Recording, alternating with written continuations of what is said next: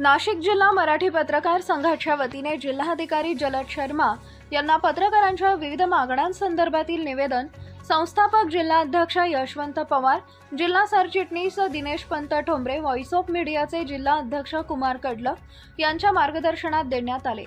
यामध्ये प्रामुख्याने पत्रकारांच्या मागण्या अशा: पत्रकार संरक्षण कायद्याची कठोर अंमलबजावणी व्हावी, साप्ताहिक वृत्तपत्र व स्थानिक वृत्तवाहिनी पत्रकारांना जिल्हा माहिती कार्यालयाकडून सर्व पत्रकारांना समान वागणूक मिळावी,